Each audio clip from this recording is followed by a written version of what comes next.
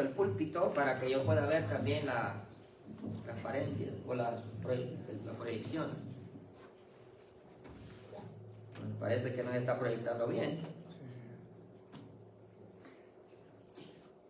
Buenas tardes a todos, amados hermanos.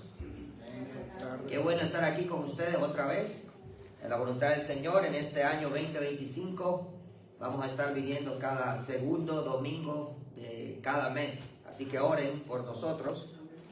Y las muchachas no están hoy con nosotros porque el viernes se fueron a una conferencia de jóvenes que duraba viernes, sábado y hoy, domingo. Todavía, bueno, pienso que ya vienen de regreso y entonces van a llegar por la noche a la casa. Tal vez lleguemos nosotros antes que ellas o viceversa. Muy bien, entonces en esta ocasión, como les había dicho anteriormente, vamos a estar pensando acerca del libro de Efesios.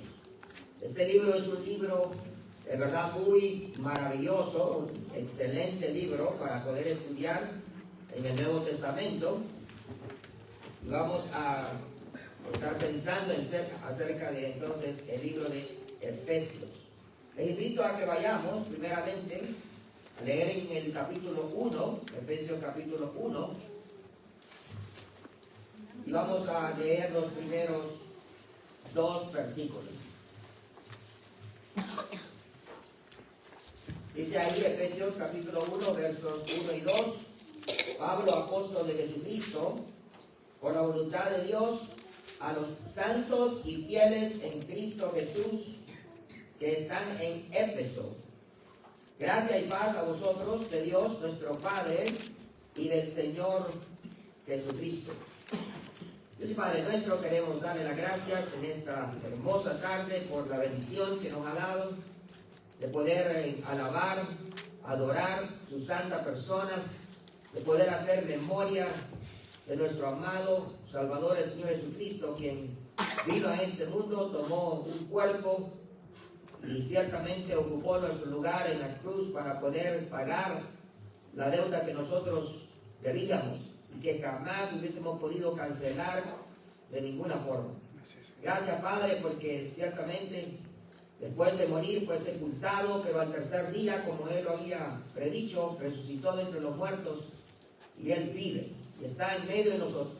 Ahora mismo en esta reunión, como su palabra lo dice, donde 2 o 3 están congregados en su nombre, ahí está Él en medio de ellos. Por eso nos sentimos contentos en esta tarde, por eso estamos gozosos al saber que Cristo reina en medio de nosotros y en nuestro corazón y podemos entonces alabarle y adorarle.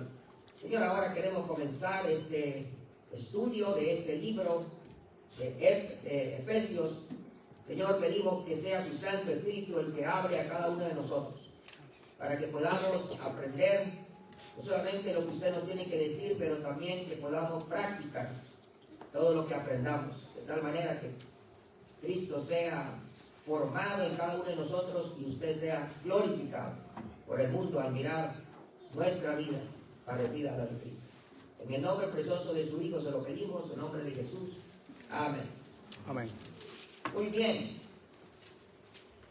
Para comenzar entonces vamos a estar pensando acerca de este libro fascinante. Es una carta dirigida a los hermanos en Éfeso.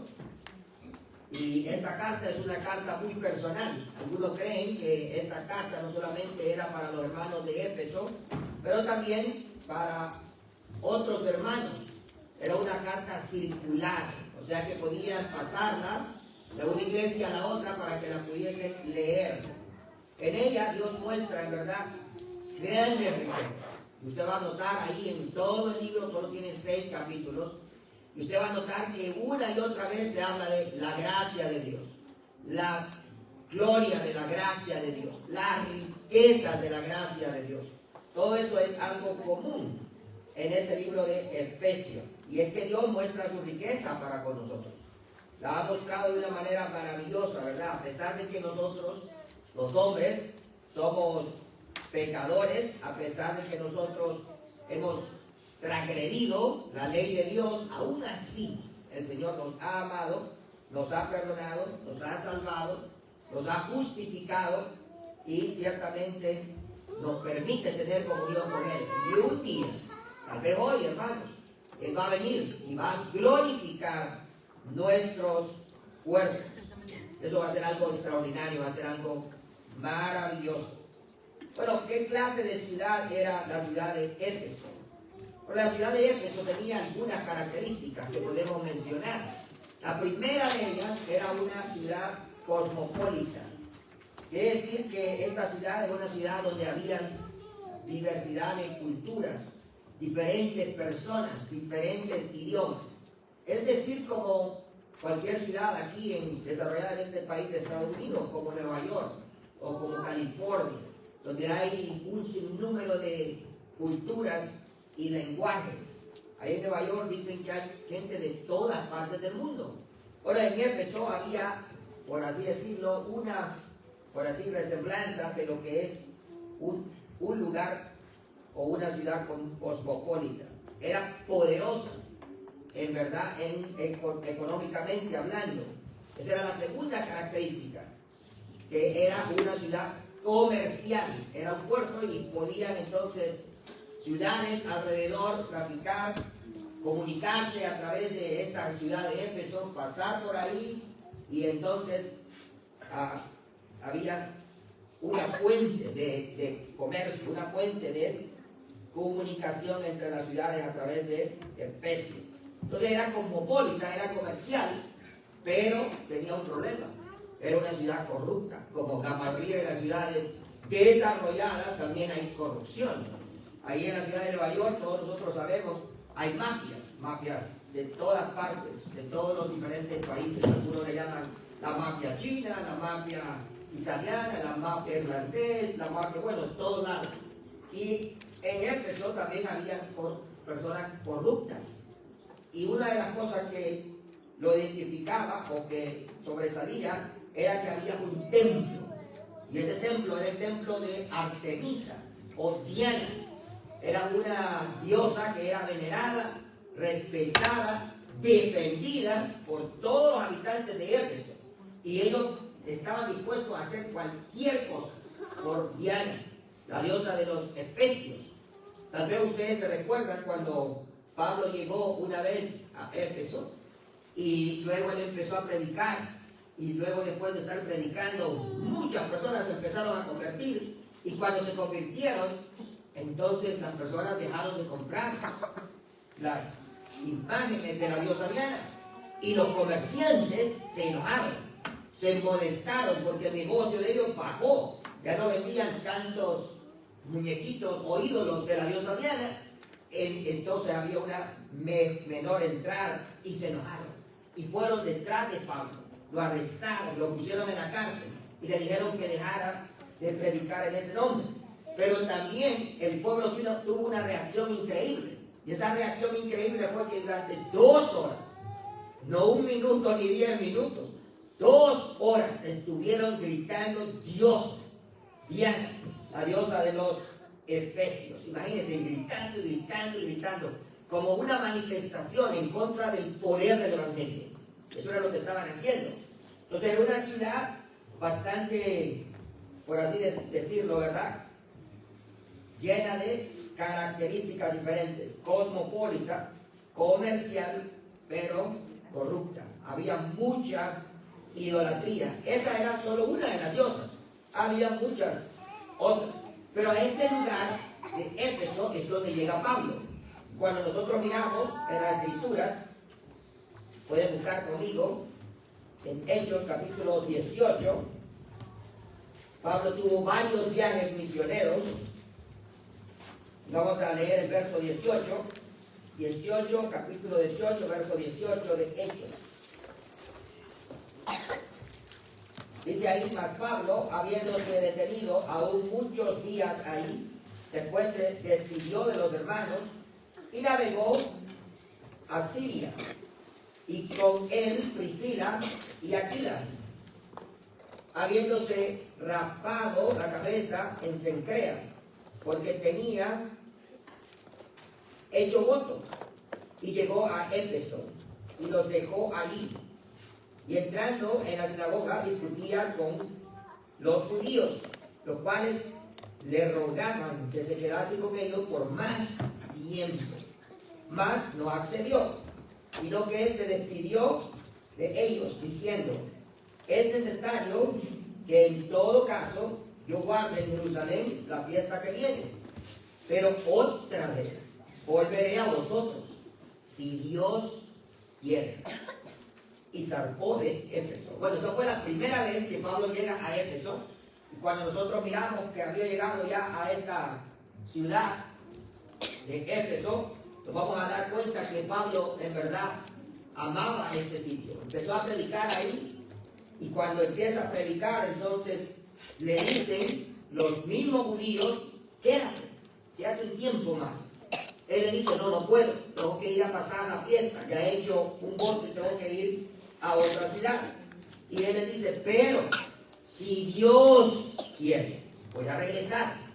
Y miren, ese si Dios quiere era la voluntad de Dios, porque si usted lee después en Hechos 19, el capítulo que sigue, dice el verso 1: aconteció que entre tanto que Apolos estaba en Corinto, Pablo, después de recorrer las regiones superiores, vino a Éfeso.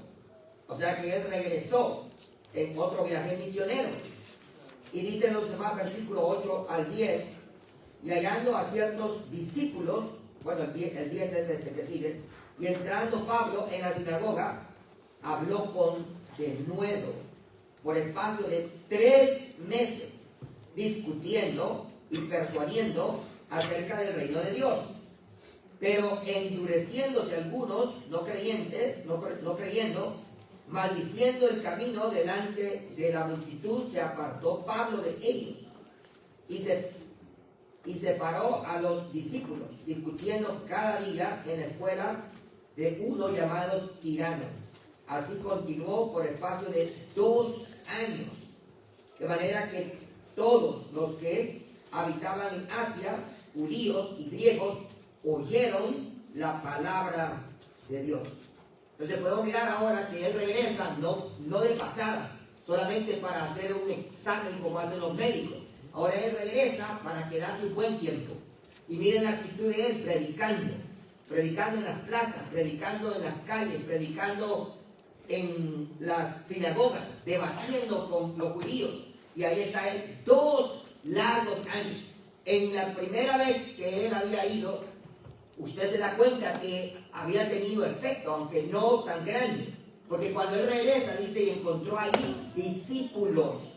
O sea que no solamente hubieron convertidos, pero hubieron personas discipuladas. Y esas personas que habían creído en el Señor habían perseverado hasta el segundo regreso o la segunda visita de Pablo. Y ahora Pablo continúa durante 2 años predicando, discipulando. Este es el Pablo, en verdad, que llegó a esa ciudad. Y lo que nosotros vamos a hacer ahora, ¿verdad? Vamos a estudiar este libro de Efesios. Para estudiar un libro siempre es bueno tener un panorama general. Yo nunca empiezo dando un estudio del primer capítulo. Siempre doy un panorama general de todo el libro, para que tengan más o menos una idea de lo que vamos a mirar, tal vez en 1 año o 2, aunque ustedes no lo crean. Un libro puede tratarse en ese tiempo, en estudiarlo. En el bronce estudiamos el libro de Santiago, yo creo que nos tardamos como 2 años.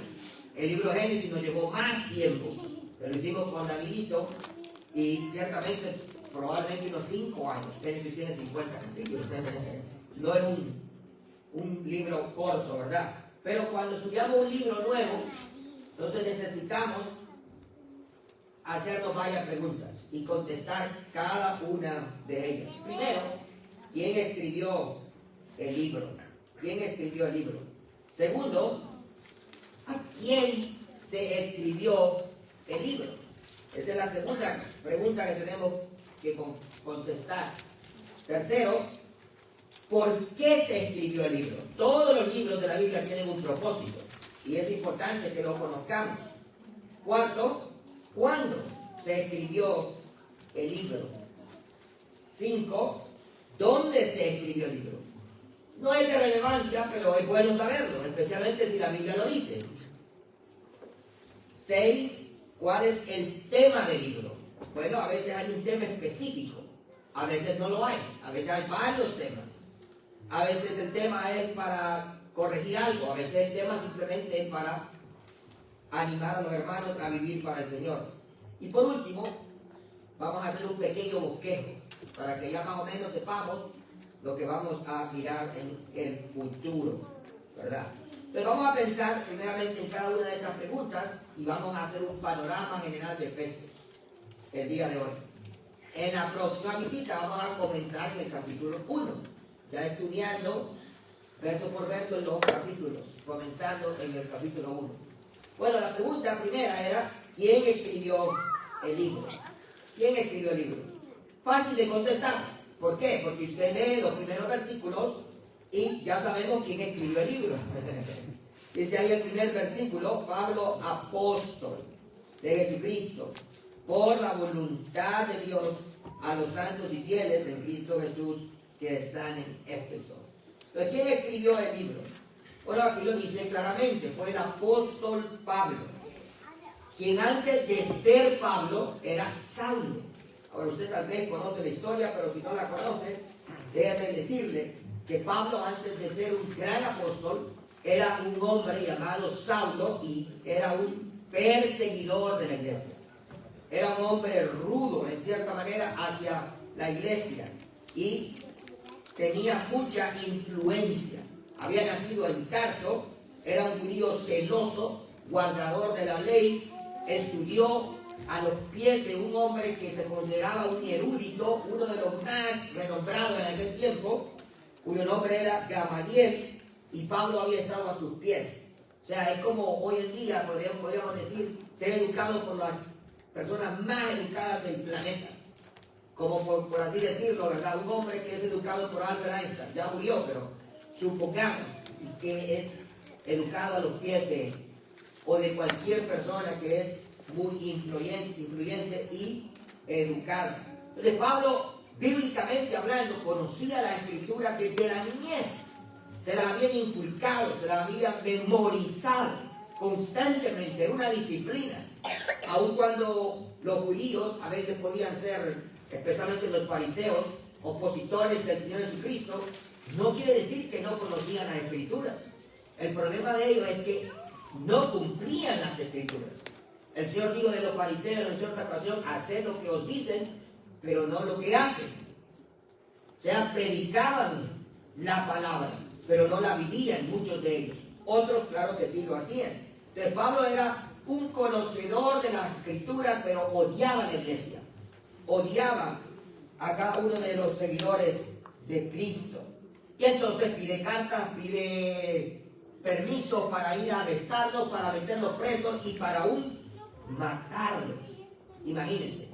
Y ahí está él arrestando a los cristianos, persiguiendo a los cristianos, metiéndolos en la cárcel y matan a Esteban y él agarra la ropa de los que lo están apedreando. O sea, fue un cómplice.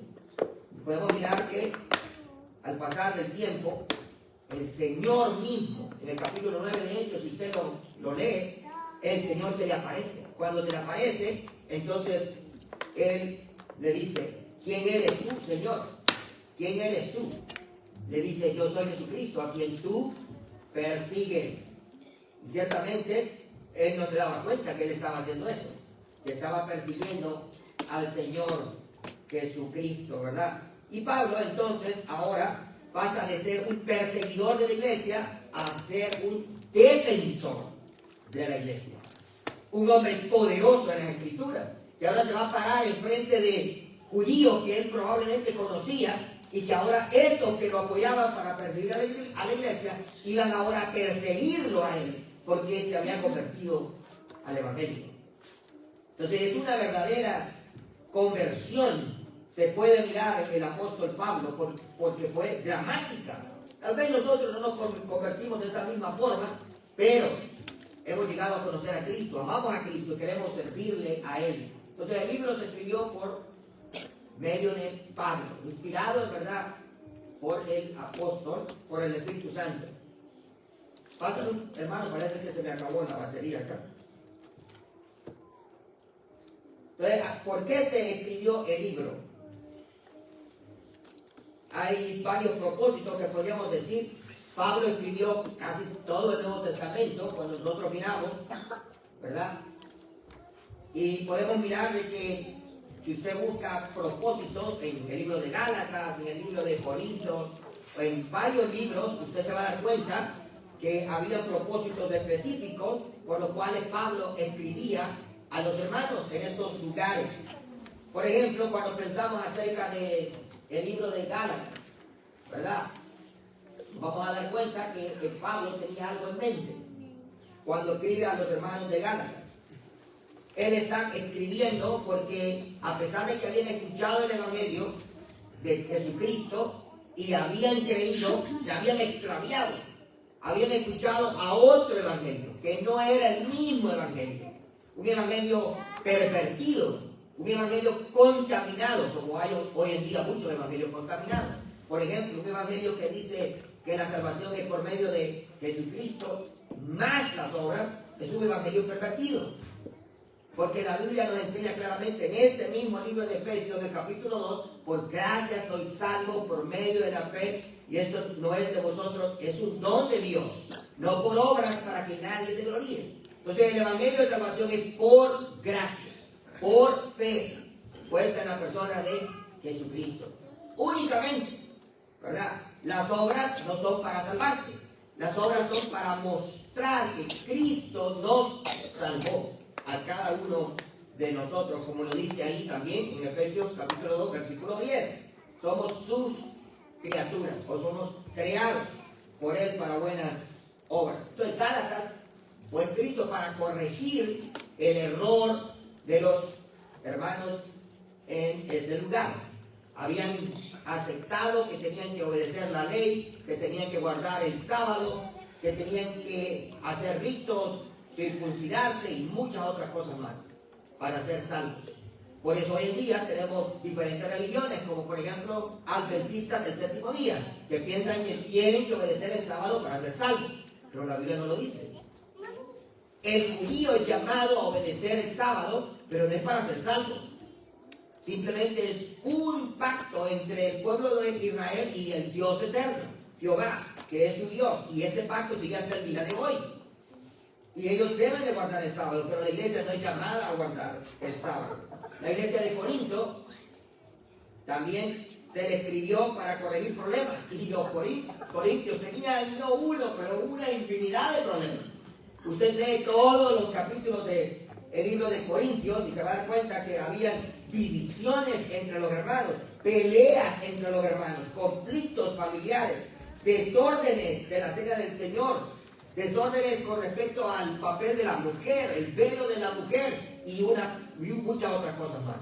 Tanto eran las dificultades que en casi, si usted busca en cada capítulo de 1 Corintios y 2 Corintios, va a encontrar un problema. Entonces Pablo va a escribirle para corregir cada uno de esos problemas. Pero la pregunta es, ¿por qué escribió Efesios? Y nos vamos a dar cuenta que el libro de Efesios no lo escribe para corregir nada. No había problemas en Efesios. No tenían conflictos, no tenían dificultades como los corintios. No quedan perfectos porque si usted se da cuenta, lee en el libro de Apocalipsis, cuando el Señor está hablando a las 7 iglesias, usted se da cuenta que la iglesia de Efesios no era tan perfecta como se muestra aquí en esta epístola que estamos estudiando. Entonces, ¿por qué escribió Pablo a los Efesios? Podríamos mencionar algunas razones, ¿verdad?, para que los efesios vivieran la vida cristiana. Usted va a notar que los primeros 3 capítulos del libro de Efesios nos hablan acerca de lo que Dios ha hecho por nosotros. Los últimos 3 capítulos, capítulo 4 hasta el 6, nos habla de lo que nosotros debemos de hacer por Él. No para ser salvos, sino porque Dios demanda de nosotros una vida santa, una vida apartada para Él, que glorifique su santa persona. Y en cada capítulo se nos dice qué debemos de hacer para vivir la vida cristiana. Por ejemplo, en el capítulo 1 se nos dice, tenemos que vivir la vida cristiana para la alabanza de la gloria de la gracia de Dios. Es lo que dice ahí en el primer capítulo. verso 6, verso 12, verso 14. Todo lo que hacemos, hermano, lo tenemos que hacer para la gloria de Dios. Todo, sin excluir nada. En el capítulo 2, para vivir haciendo buenas obras. Como dice el capítulo 2 y versículo 10. Somos creados por Él para buenas obras. Como había mencionado anteriormente, ¿verdad? El cristiano no se salva por obras, pero se salva y es salvado para hacer buenas obras, ¿verdad? Es muy diferente. Capítulo 3, para ser fortalecido por Dios en el hombre interior. Cuando los creyentes nos convertimos, ahora hay un nuevo ser dentro de nosotros. Como dice 1 Corintios 5 y 17, de modo que si alguno está en Cristo, nueva criatura es, las cosas viejas pasaron, y aquí todas son hechas nuevas. Hay un nuevo hombre. Se llama el hombre interior o el nuevo hombre. Pero ese hombre es débil, ¿verdad? Si no es a través del poder de Cristo. Entonces debemos de ser fortalecidos por Dios en el hombre interior. En el capítulo 4 se nos habla para que tenemos que vivir la vida cristiana en unidad. En unidad, como dicen los primeros 6 versículos de ese capítulo 4. En el capítulo 5 tenemos que vivir imitando a Dios como hijos amados y andando en amor. Eso es lo que se nos insta en el capítulo 5. Y por último, en el capítulo 6, vivir la vida cristiana victoriosamente, vistiéndonos de la armadura de Dios, ¿verdad? Y la armadura de Dios tiene 7 piezas, pero cuando nos toque estudiarla vamos a ir parte por parte. Ahora solo estamos viendo un panorama general de todo este hermoso libro, ¿verdad? Entonces, Pablo está escribiendo por esto. Hay otras razones también, pero él escribe en cada capítulo por esto. Pero luego la cuarta pregunta: ¿cuándo se escribió este libro? Es la más fácil también, juntamente con la primera. ¿Cuándo se escribió este libro? Cuando nosotros pensamos acerca de cuándo se escribió, algunos debaten todavía que si fue en esa fecha. Pero nosotros no vamos a argumentar ni a decir que estamos en lo correcto o que estamos incorrectos. Según lo que se cree, la mayoría de los eruditos bíblicos creen que se escribió en el año 60 o 62, entre esos 2 años, o entre esos años, 60 al 62, ¿verdad? Entonces Pablo está escribiendo entre rejas, porque estaba prisionero, pero a pesar de que está preso, el evangelio no está preso. ¿Qué le parece? Y el evangelio está libre y sigue teniendo poder. Y aun cuando él está en la cárcel, él escribe y el evangelio sigue teniendo efecto en los que están afuera, pero también tiene los que estaban adentro. Porque Pablo una y otra vez predicaba aún estando en la cárcel. ¿Se acuerda cuando estaba en la cárcel de Filipos? Se convirtió en el carcelero de Filipos. Y no solo se convirtió él, se convirtió toda la familia. Era un hombre que no importaba que se era libre o estaba preso, predicaba el evangelio, porque el evangelio nunca está preso. Hay hermanos que se han convertido en la cárcel. En la cárcel. Y cuando se convierten, empiezan a predicar en la cárcel, cumplen con su condena y salen y siguen predicando afuera. ¿Por qué? Porque el evangelio no está preso, ¿verdad? Entonces podemos mirar que eso es maravilloso. Saber cómo Dios nos transforma y podemos predicar su palabra. Entonces se escribió aproximadamente entre los años 60 al 62. ¿Okay? La siguiente pregunta, entonces, es: ¿dónde se escribió el libro? ¿Dónde se escribió el libro? Pásalo, hermano. No sé, a veces me funciona, a veces no. Cuando nosotros miramos dónde se escribió el libro, nos vamos a dar cuenta que hay varias citas que podríamos leer, pero solo las voy a mencionar. ¿Dónde se escribió el libro? Si ustedes leen en estas citas, Efesios capítulo 3, verso 1, Efesios capítulo 4, verso 1, Efesios capítulo 6, verso 20, Pablo da unas, por así decir, pistas para que nosotros sepamos dónde estaba él cuando escribió esta epístola de Éfeso o Efesios. Dice en Efesios 3:1, yo Pablo, prisionero de Cristo Jesús.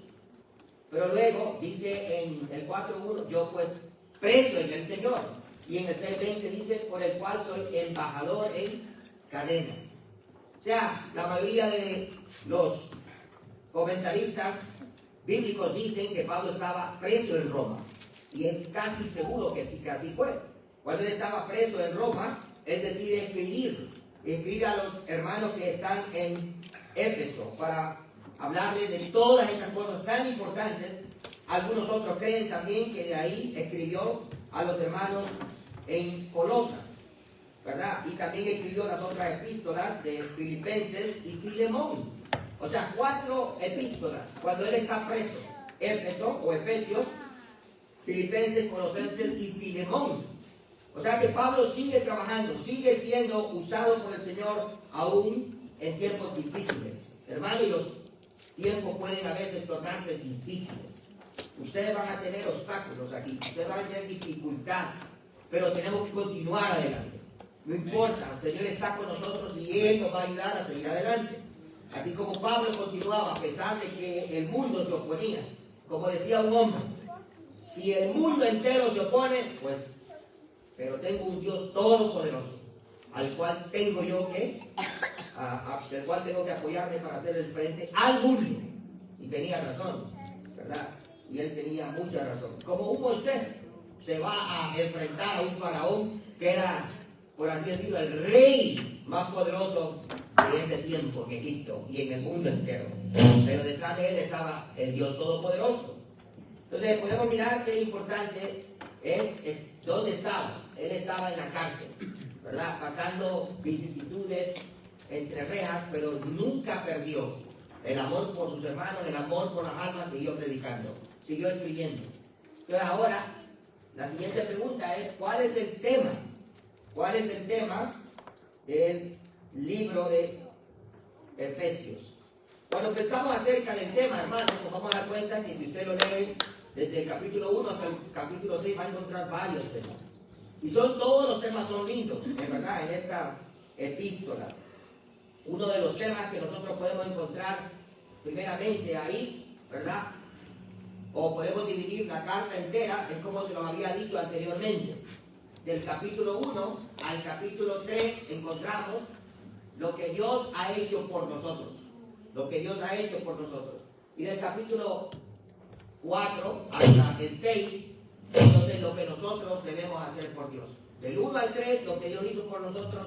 Del 4 al 6, lo que nosotros debemos de hacer por Él. Pero ahí en cada capítulo hay temas. Uno de estos temas, por ejemplo, que podemos mencionar, es el tema de la iglesia, que es considerada un misterio. Bueno, en realidad, ahí en Éfeso, en la carta de Efesios, vamos a encontrar varios misterios, más adelante lo voy a mencionar, pero uno de ellos es la iglesia. Nunca nadie, ni ninguno de los profetas, ni ninguno de los judíos que vivió antes del Señor Jesucristo se imaginó que iba a existir una iglesia. Nunca. Y peor, nunca se imaginarían que el pueblo de Israel iba a ser unido con el pueblo gentil, ¿verdad? A través de una iglesia. Y eso es algo maravilloso. Pero así fue. Entonces ahora se toma el tema de la iglesia en el libro de Efesios. Cuando nosotros miramos aquí, en cada capítulo encontramos algo referente a Cristo y su iglesia. Si usted lee el capítulo 1, usted va a encontrar que Cristo es la cabeza y la iglesia es su cuerpo. Su cuerpo. O sea, nosotros somos el cuerpo de Cristo. Él es nuestro líder, es nuestra cabeza. Eso es en el capítulo 1, verso 22. Pero en el capítulo 2 dice, Cristo es la piedra principal del ángulo. Y la iglesia es el templo de Cristo. Entonces es algo también que nosotros tenemos que recordar. ¿Qué le recuerda a usted cuando dice que la iglesia es el templo? Bueno, nosotros también somos el templo del Espíritu Santo. El Espíritu Santo vino a morar en nosotros y como Él está en nosotros, ahora nosotros somos la casa de Dios, el templo de Dios. El tabernáculo era una sombra de lo que la iglesia iba a hacer para Cristo. Dios moraba en el tabernáculo. Dios tenía comunión con los sacerdotes en el tabernáculo, pero ahora Él tiene comunión con su iglesia. morando en cada uno de nosotros, sus hijos, lavados con su preciosa sangre. Entonces, ese es el capítulo 2. Capítulo 3, Jesucristo es el revelador y su iglesia es el misterio revelado. Si usted lee, no lo voy a leer por causa del tiempo, pero Efesios 3, 9 y 10, ahí lo dice claramente. El misterio de Cristo y de su iglesia. Eso era un misterio. Los judíos tampoco se esperaban a un Cristo como el que vino. Ellos esperaban a un Cristo triunfante. Se esperaba a un Cristo que le iba a venir a librar del poder de los romanos. Esperaban que Él hiciera maravillas y que los librara y lo hiciera una nación libre de cualquier opresión. Pero Él lo hizo de una manera mejor que eso. Porque Él no vino a librar solo al pueblo de Israel. Él vino a librar al mundo entero. Porque Él vino a morir por cada uno de nosotros y nos hizo libres en Cristo. Entonces es muy diferente, fue a una mayor escala, pero ellos nunca lo vieron. En el capítulo 4, Cristo es el transformador y su iglesia es un nuevo hombre, según el capítulo 4, verso 24. En el capítulo 5, Él es el esposo y la iglesia es su esposa. En los versos 25 al 27 usted puede leer todo eso, habla ahí acerca de los esposos y de las esposas. Pero luego hace una comparación, Cristo y la iglesia. Cristo el esposo, la iglesia su esposa. Y en el capítulo 6, Cristo es nuestra armadura para poder ser victoriosos en la vida cristiana. ¿Y nosotros qué somos? La iglesia somos soldados, somos guerreros de Jesucristo. Es lo que es cada uno de nosotros ahí en esos capítulos, cuando hablamos del tema de la iglesia. Pero luego también se habla de los misterios. Se lo había dicho que íbamos a mirar cuáles son estos misterios. Si usted busca estas citas, usted va a encontrar 3 misterios. 3, 4, el misterio de la persona de Cristo, como ya lo había mencionado. 3, 9 al 10, el misterio de su iglesia. Y el misterio del Evangelio. Efesios 6 y verso 19. Y una vez más hay una repetición en el capítulo 5, verso 32, el misterio de Cristo y su iglesia. Entonces hay tres misterios, cosas que no habían sido reveladas a nadie, pero Dios las reveló a sus apóstoles y profetas. Que las hayan entendido es una cosa, que las escribieron, ciertamente lo hicieron, pero muchos de ellos escribieron sin saber a qué se referían. Por eso cuando usted encuentra al eunuco leyendo a Isaías, le dice a Felipe, ¿y de quién habla? ¿De quién habla? ¿Habla de sí mismo o habla de alguien más? Y Felipe dice que le explicó el evangelio de quién, de Judas o de Isaías. No, el evangelio de Jesús, porque de quien hablaba Isaías era de Jesucristo, aunque no decía el nombre, pero lo confirma en el Nuevo Testamento, ahí en el libro de los Hechos, capítulo 8. Entonces era un misterio, la persona de Cristo. Por eso dice también el apóstol Pablo, grande es el misterio de la piedad. Dios fue manifestado en carne. Un misterio, Cristo era un misterio, pero ha sido revelado a cada uno de nosotros como nuestro Señor, nuestro Salvador. Pero luego está el misterio de la iglesia y el misterio del Evangelio, el poder de Dios para salvación. En el libro de Efesios hay palabras claves. Hay palabras como por ejemplo la palabra santos o sus sinónimos o derivados. Se repite 11 veces. Quiere decir que el creyente es llamado a una vida de santidad. También gracia, 15 veces. Quiere decir que todo lo que somos, todo lo que tenemos es por gracia. No lo merecíamos, hermanos, nadie de nosotros. No merecíamos nada de parte de Dios, pero Dios nos amó y en su gracia nos ha dado todo en Jesucristo. La frase en amor se repite 6 veces. La frase en Cristo se repite 14 veces y 2 de una manera indirecta. Y cada vez que se repite es que algo se nos ha dado en Cristo. Todas estas frases son importantes. Si usted lee el libro de Efesios, debe de subrayarlas. Ahora, casi terminando, en cada capítulo hay algo que podemos poner como un tema general, aunque hay muchos temas. El primer capítulo nos habla acerca de la posición del creyente en Jesucristo, la posición del creyente en Jesucristo. Y si usted lee el capítulo, usted va a mirar que la primera parte del capítulo 1 nos muestra todas las bendiciones de Dios y la última parte nos muestra la obra de Pablo orando por los hermanos. Y usted va a notar ahí grandes cosas. La bendición de Dios, la bendición del Padre, la bendición del Hijo, la bendición del Espíritu Santo y todas las cosas que han hecho por cada uno de nosotros, ¿verdad? Pero luego Pablo ora para que cada uno de nosotros pueda vivir la vida cristiana y hace peticiones específicas para que tengamos un espíritu de revelación, para que tengamos un espíritu de renovación, y ora por varios propósitos, para que conozcamos la esperanza a la cual hemos sido llamados, para conocer las riquezas de la gloria de su nombre, y cada una de estas cosas, todo en el capítulo 1, ¿verdad? Entonces hay en el capítulo 1 la posición del creyente. Ahora tenemos una posición privilegiada porque estamos en Cristo, ¿verdad? Pero en el capítulo 2 se nos habla de la posesión del creyente. Ahora, cuando hablamos de la posesión del creyente, si usted lee los primeros versículos, no era buena. ¿Cuál era la posesión nuestra? Era la muerte. Lo que poseíamos nosotros a causa de nuestros delitos y pecados era la muerte. Dice, vosotros estabais muertos en delitos y en pecados.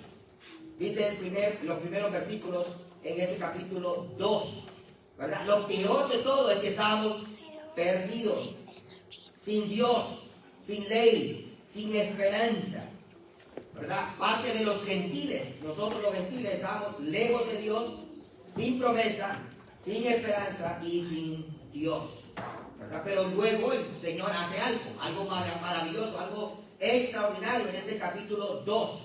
De judíos y gentiles hizo uno. Dice, derribando la pared que existía de enemistad, ¿verdad? Y luego nos reconcilió a todos con él mediante la cruz. Eso es algo maravilloso, que solamente el Señor podía hacer. Entonces, de dos pueblos, de dos naciones, que eran enemigas, que no se llevaban, ahora Dios hace un solo pueblo, la iglesia, y nos une a todos nosotros y nos reconcilia a todos con Él y hace una sola familia, la familia de Dios. Porque la familia de Dios en la iglesia hay de todo. Hay judíos y hay gentiles. Ya sean griegos, sean hondureños, puertorriqueños, dominicanos, no importa. Todos somos una familia, somos ciudadanos celestiales. Celestiales, ¿verdad? Y qué bueno. En el capítulo 3 se nos habla entonces de la provisión que Dios nos ha dado como cristianos. La provisión. Nos habla del misterio de Cristo y de su iglesia.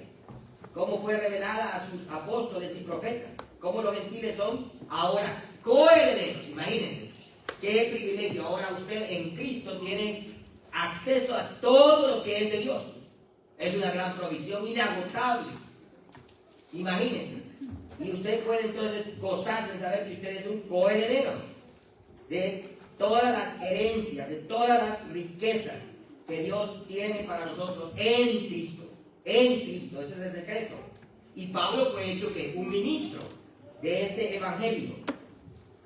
¿Todo para qué? Para que, si usted lee en el capítulo 3, por ahí por la mitad, todo para que por medio de la iglesia demos a conocer la multiforme sabiduría de Dios a todos los que están en el cielo y todos los que están en la tierra. O sea que la iglesia tiene una misión. Vivir para Cristo, para dar a conocer su sabiduría en los cielos y en la tierra. Luego Pablo ora por los hermanos de Éfeso y ahí ruega por varias cosas. En el capítulo 3, que no desmayen, que sean fortalecidos en el hombre interior, para que Cristo habite en ellos, para que comprendan cuál es la profundidad, la altura y la anchura del amor de Cristo, y de tal manera que todo lo que hagamos sea para glorificar a Dios. Eso es en los capítulos 1 al 3, lo que Dios ha hecho por nosotros. Pero luego, del capítulo 4 hasta el 6, entonces ahora encontramos algo diferente. En los capítulos 4 y 5, que lo podemos unir, se nos habla de la práctica, de la vida práctica, de la vida cristiana. ¿Cómo vivir la vida cristiana? Y luego, en el último capítulo, se nos habla de la protección de la vida cristiana. Se nos da una armadura. Y esa armadura es interesante porque tiene toda protección para el frente, pero no hay nada para la espalda. Lo que quiere decir es que la vida del cristiano no es de retroceso, no es para atrás porque no hay nada que lo defienda. Usted tiene que avanzar y tiene que avanzar con la armadura puesta, vestiéndonos de ese nuevo hombre, vistiéndonos de Cristo y de cada parte de la armadura, que consiste en varias. Pero podemos mirar ya cuál sería el bosquejo. Con esto terminamos, hermanos. Un bosquejo breve de este libro de Efesios. Entonces, el capítulo 1 hasta el 3 nos habla de lo que Dios ha hecho por nosotros. Las bendiciones que hemos recibido nosotros los creyentes en Cristo. Capítulo 1, la posición del creyente. Capítulo 2, la posesión del creyente. Capítulo 3, la provisión del creyente, que ya mencionamos algo de cada uno de estos. Luego entra otro aspecto del capítulo 4 hasta el capítulo 6, la buena conducta del creyente, lo que nosotros tenemos que hacer por el Señor. Y ahí vamos a vivir la vida cristiana de una manera práctica. Y en esos capítulos del 4 hasta el 6 se nos pide que andemos en 6 cosas. Y miren cada una de esas cosas. Verso 1 al verso 14 dice, tenemos que andar en unidad. Y no vamos a dar otro mensaje, pero en ese capítulo 4 usted va a mirar los primeros 3 versículos, del 1 al 3, hablan acerca de cómo guardar la unidad.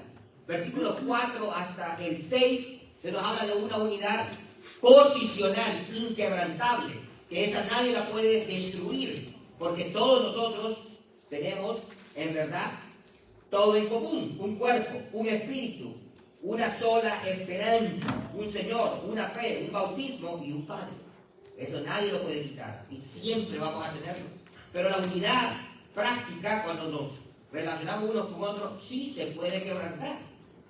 Y es por eso que necesitamos de los rasgos del carácter cristiano. O sea, imitar a Cristo. ¿Cómo? Siendo humildes, siendo mansos, pacientes, amorosos y manteniendo la paz. Así se guarda la unidad del Espíritu. Entonces ahora nos dice que andemos en unidad, pero luego nos dice que andemos en la verdad. Versos 15 hasta el 32. El creyente tiene la verdad aquí. Hay 2 verdades, una verdad escrita y una verdad encarnada. La verdad escrita es la palabra de Dios. La verdad encarnada es Jesucristo. Como decía hoy, ¿quién fue que dijo? Juan 1:1, ¿verdad? En el principio era el verbo y el verbo era con Dios y el verbo era Dios. Pero ese verbo se encarnó, tomó un cuerpo humano para venir a morar entre nosotros. Entonces, Él es la verdad. ¿Qué quiere decir? Que yo tengo que andar conforme a lo que dice la Biblia. Y debo de imitar el carácter de Cristo. Esa es la verdad. El Señor Jesús dijo, yo soy el camino, la verdad y la vida. Pero luego dice en el capítulo 5, versos 1 al 6, debemos de andar en amor. Mira, hermano, no hay mejor cosa que andar en amor. El amor de Dios. Y eso nos une y nos da fortaleza. Versos 7 al 14, andad en luz. Versos 15 al 17, andad en sabiduría. Verso 18 al capítulo 6 y verso 9, andad en el Espíritu. Tenemos que ser llenos del Espíritu Santo. Cuando nosotros andamos en el Espíritu, todo va a marchar bien. Y para terminar, los últimos versos del capítulo 6, del día 24, el creyente tiene una batalla. Entonces, para poder tener protección y para poder tener victoria, tiene que llenarse de qué? Tiene que vestirse de la armadura de Dios, la cual es poderosa para ayudarnos a vivir la vida cristiana. Entonces, hermanos, esto es, por así decirlo, en resumen, todo el libro que vamos a estudiar, si Dios quiere, este año, comenzando en el capítulo 1 del próximo mes. Que el Señor nos ayude, ¿verdad? Y les voy a dejar una tarea, si la pueden hacer, leer todo el libro, lean todo Efesios, del 1 hasta el 6 para el próximo mes. Si lo pueden leer una vez, está bien. Si lo pueden leer y subrayar palabras claves, temas importantes, mucho mejor. Pero léanlo por lo menos una vez. Y especialmente ponga énfasis en el 1, que es donde vamos a empezar en la voluntad del Señor en el mes que viene. Dios los bendiga con su palabra.